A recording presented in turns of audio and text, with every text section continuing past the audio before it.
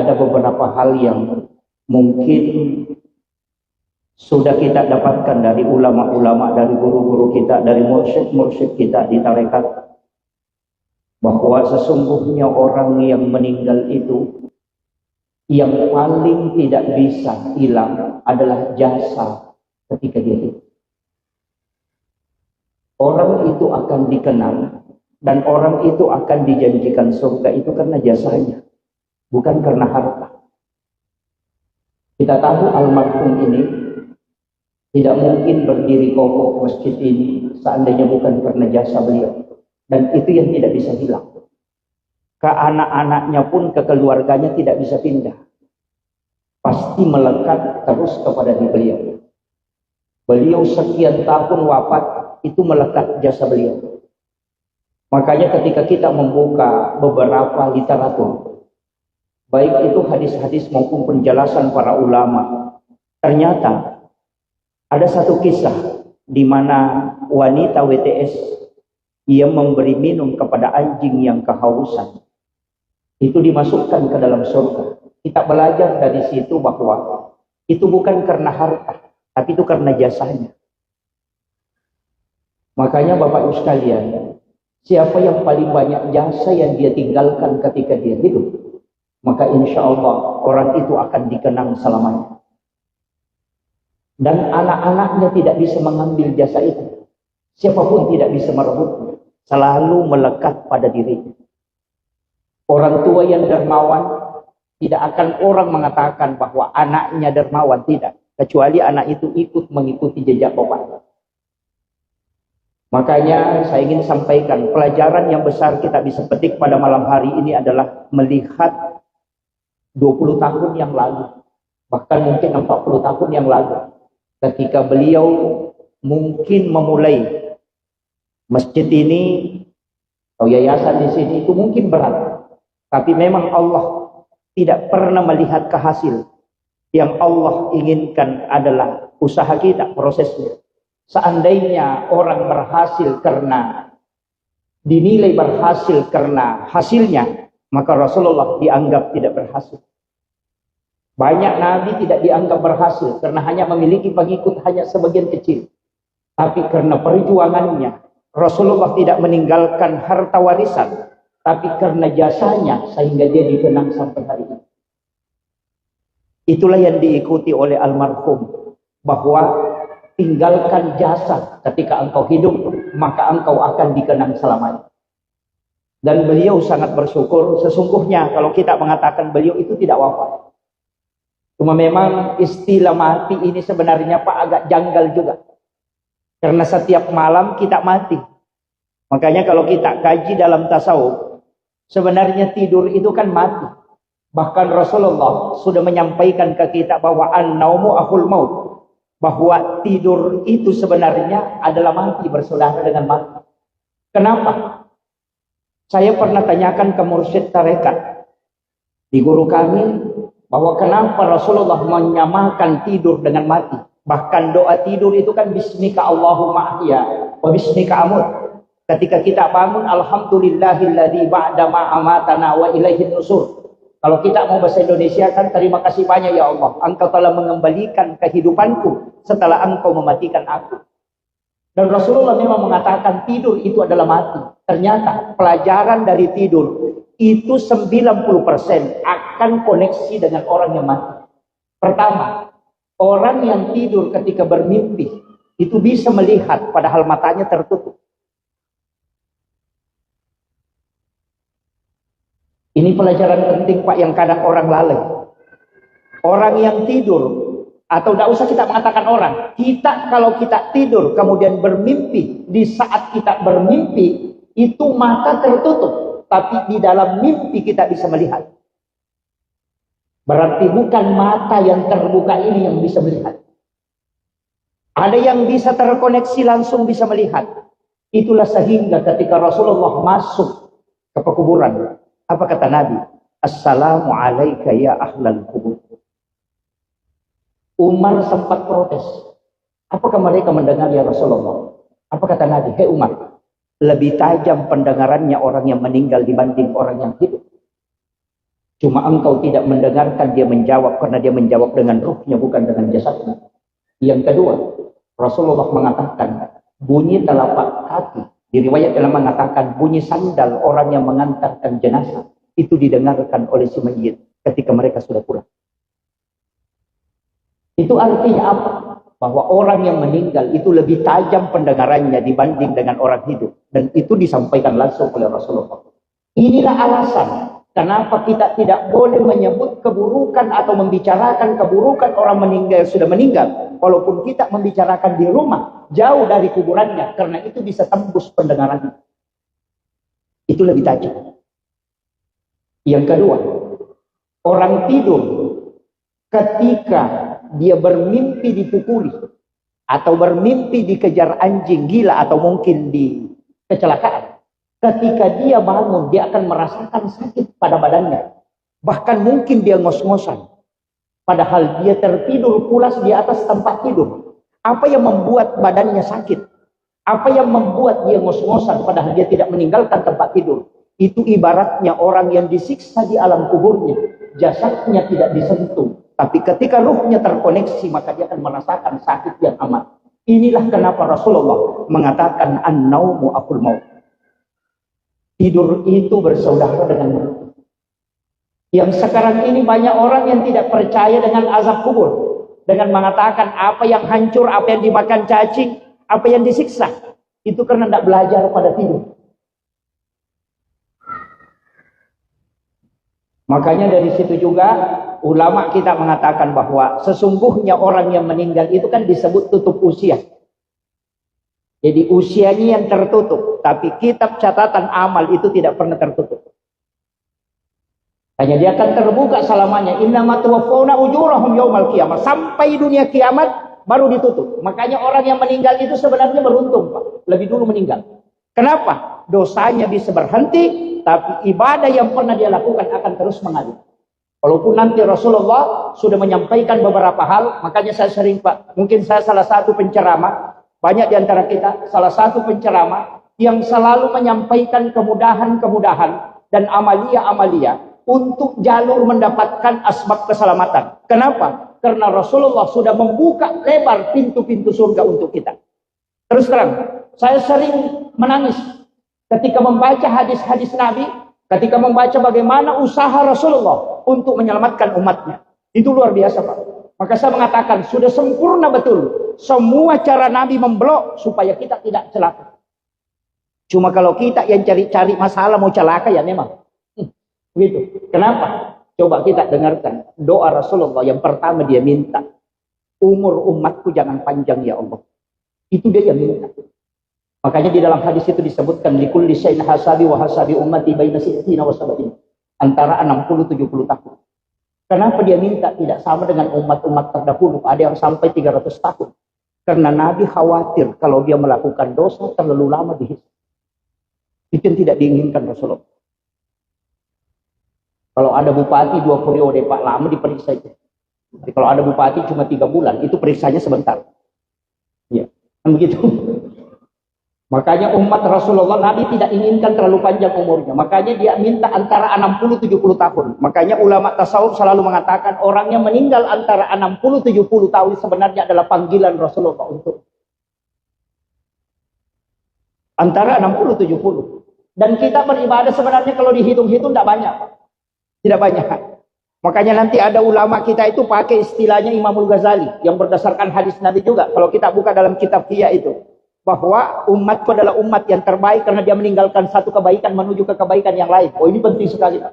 Ini yang membuat kita khalidina fiha di dalam surga. Karena surga itu kan kita kekal di dalam. Padahal pahala kita kan tidak kekal. Tidak. Istilahnya dia terbatas. Umur kita 60 tahun. 70 tahun, 80 tahun. Mungkin 100 tahun maksimal. Tapi kok bisa kekal di dalam surga? Padahal pahala kita kan terbatas. Begitu. Apa yang menyebabkan? Imam Nawawi di Dimashq itu menjelaskan bahwa yang menyebabkan manusia itu kekal di dalam surga karena niatnya melakukan kebaikan. Makanya seperti tadi kita sholat isya di sujud terakhir itu niatkan memang sholat subuh. Inilah yang bilang orang Bugis sampai tepat tuh. Iya. Karena niat sholat itu ada dua, Pak. Satu niat mau sholat, yang kedua niat sholat.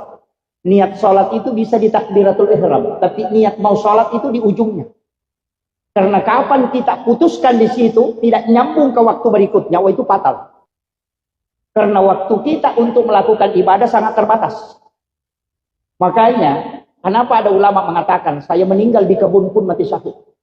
Saya meninggal di sawah pun bisa mati syahid. Meninggal di atas tempat tidur itu mati syahid.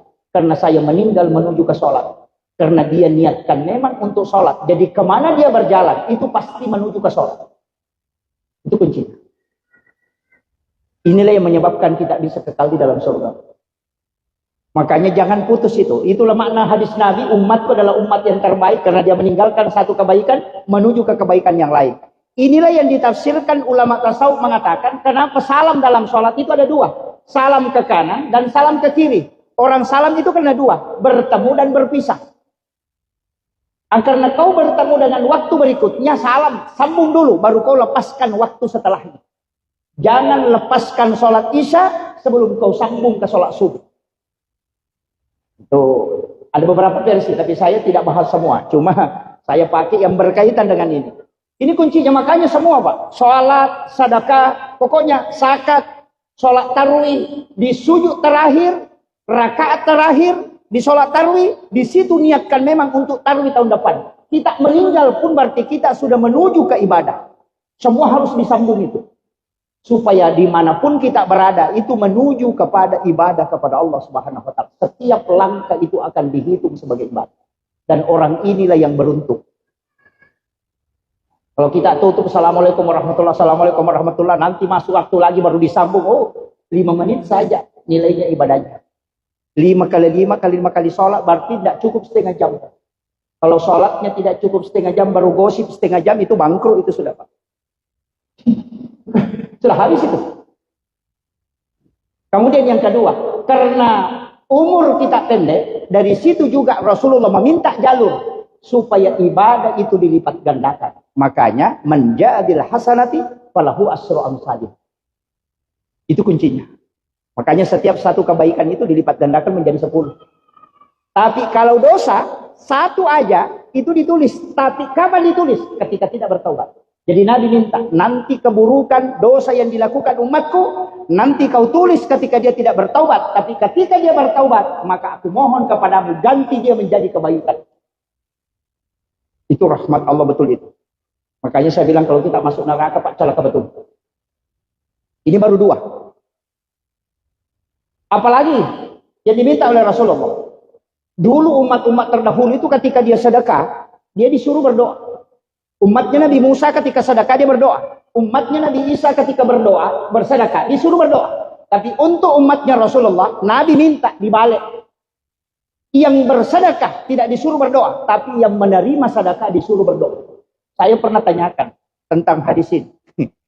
Ke salah satu mursyid mereka, kenapa yang disuruh berdoa, yang menerima, padahal yang beribadah, yang bersedekah? Ternyata ada rahasianya. Ketika Rasulullah melihat sedekah di dalam sedekahnya orang-orang ketika dia Isra Mi'raj, sedekahnya umatnya ada yang tertolak karena riya. Maka Nabi minta ketika pulang dari Isra Mi'raj, dia minta supaya dibalik. Yang berdoa, yang menerima. Kenapa? Karena tidak ada orang yang menerima sedekah riya. Adakah orang menerima sedekah riya? Tidak ada. Yang riya itu yang memberi. Makanya ketika orang yang menerima tidak riya mendoakan orang yang riya, itu bisa terbalik. Sedekahnya bisa diterima. Itu permintaannya Rasulullah dikabulkan oleh Allah. Itu hebatnya, Pak. Cuma banyak sekarang orang kalau dikasih tidak berdoa. Kasih saja, terima kasih. Wah, itu bukan doa itu, Pak. Kayaknya mestinya kita doakan. Itu Nabi sudah balik itu. Itu luar biasanya, Pak. Dan tidak ada nabi yang diberikan otoritas. Kenapa Rasulullah itu bisa memberi syafaat? Makanya almarhum ini, itu jalur keselamatannya sudah banyak sebenarnya, Pak. Termasuk orang-orang ulama kita yang sudah meninggal itu jalur keselamatannya luar biasa. Pertama, jalur syafaat. Sebenarnya saya sering mengatakan, jangan pernah bicarakan surga dan neraka dalam ibadah. Kalau kita bicara hakikat, jangan pernah bicarakan surga dan neraka. Orang sholat karena surga atau orang sholat karena takut neraka. Sebenarnya Kalau kita kaji dalam ilmu hakikat, itu keliru. Karena surga dan neraka itu makhluk, bukan khalik. Jadi surga itu kan hadiah, neraka itu kan balasan. Jadi dua hal ini bukan khalik. Padahal kita mengatakan inna sholati wa nusuki wa mahyaya wa mamati lillahi rabbil alamin. Di situ bukan di jannah atau di khaufinnar, bukan. Tapi kita mengatakan lillahi rabbil alamin. Makanya kunci keselamatan itu cuma dua, Pak. Yang pertama jalur rahmat, yang kedua jalur syafaat. Itu kuncinya.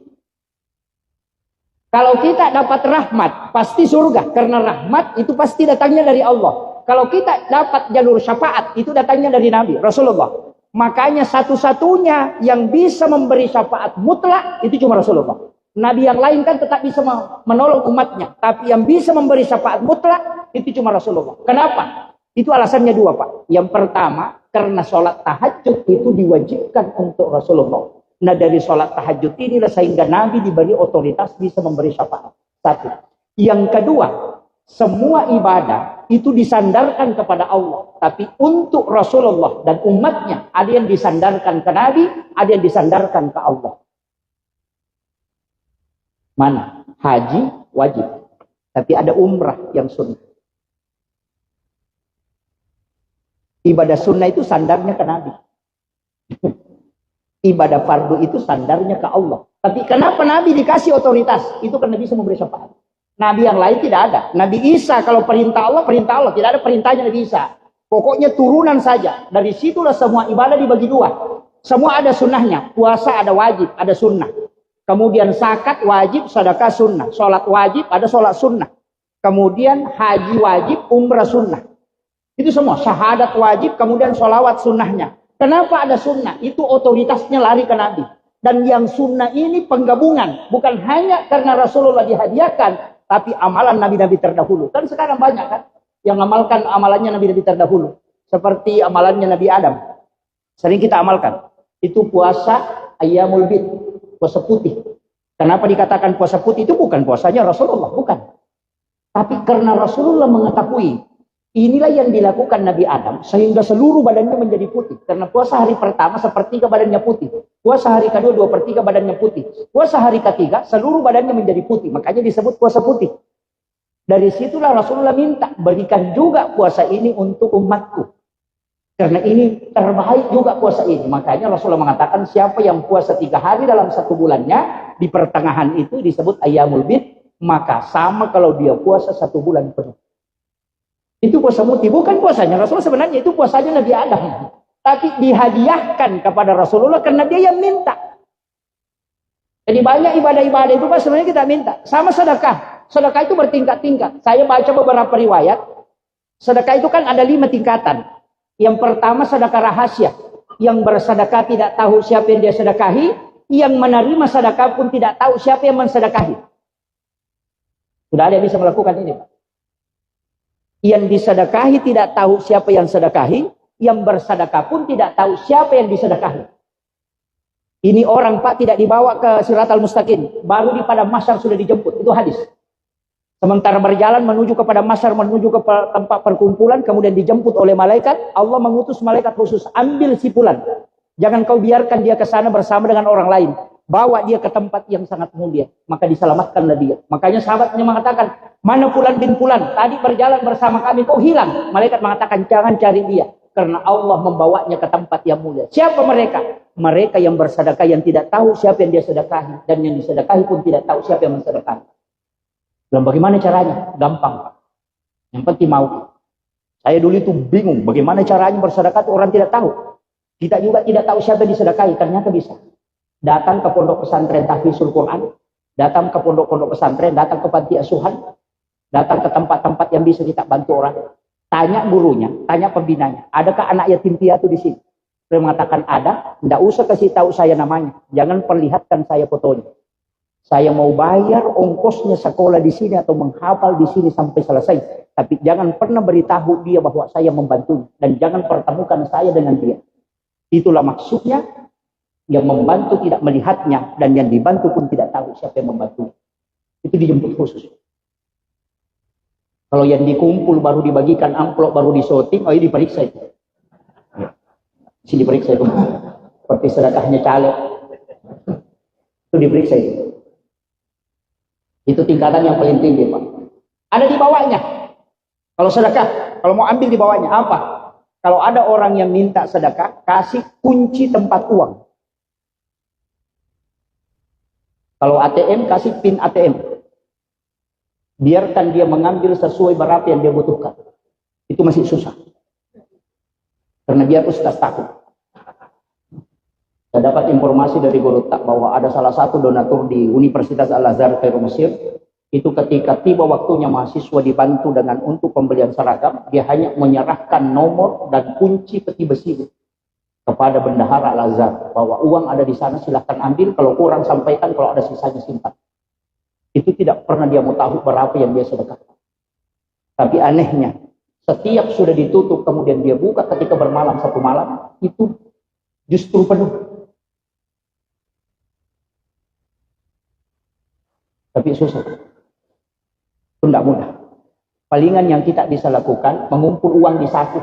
Kalau lewat celengan, ada uang 100, ada uang 50, ada uang 100. Ketika lewat celengan, tutup mata, tarik satu lembar, jangan lihat, masukkan ke dalam celengan. Itu hadis qudsi. Siapa hambaku yang memberikan kepadaku, dia tidak menghitungnya, maka aku pun akan membalasnya dengan tidak menghitungnya pula. Palingan itu dia bisa dilakukan. Itu pun ada yang bolak-balik, tarik uang 100, dia dorong kembali masuk. Asam merajalak. Ini kan ada. Iya. Itu tidak mudah. Jadi sebenarnya ada tingkatan-tingkatan itu dalam ibadah. Sama jika kita tadi bersalawat kepada Rasulullah, itu luar biasa, Pak. Kita mengawali dengan salawat Jibril. Kenapa disebut salawat Jibril? Karena Nabi itu sebelum jasadnya diciptakan, itu sudah disalawati, Pak. Makanya bentuknya fi'il madi, bukan fi'il mudhari'. Jadi Allahumma sholli ala Sayyidina Muhammad kan fi'il mudhari'. Kalau sallallahu ala Muhammad itu fi'il madi. Kenapa dia bentuk lampau? Karena sebelum jasadnya Rasulullah diciptakan, paling pertama itu nurnya. Makanya dalam Al-Quran disebutkan, ini yang dipakai dalil ulama sufi. Qad ja'akum minallahi nurun wa kitabun mubin.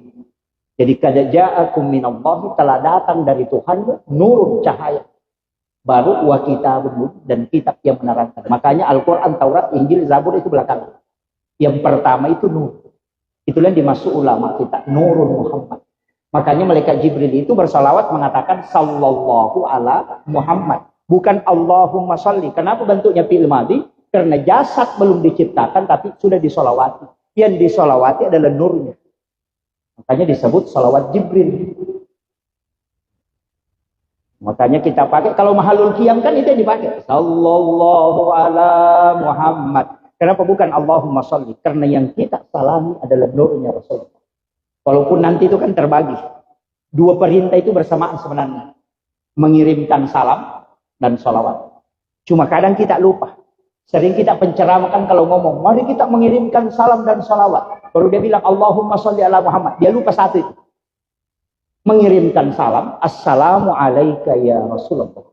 Kalau mengirimkan sholawat, Allahumma sholli ala Muhammad. Makanya dalam sholat itu terlebih dahulu assalamu alaika ayyuhan nabiyyu, baru sholawat di belakangnya. Apa bedanya dua hal ini? Kalau salam koneksi, kalau sholawat syafaat. Itu bedanya. Makanya siapa yang banyak mengirimkan salam itu untuk koneksi dengan Rasulullah. Tapi siapa yang banyak mengirimkan sholawat, maka dia akan mendapatkan syafaat. Kan dua kuncinya, Pak. Dari semua ibadah, yang paling dominan ibadah itu besar potensi keselamatannya. Cuma sholawat. Kita tidak hitung dulu sholat. Kalau zikir ya, kalau sholat kan lain, berdiri sendiri. Dari semua ibadah, puasa, apa, pokoknya semua ibadah, yang potensinya untuk membawa keselamatan, itu cuma sholawat.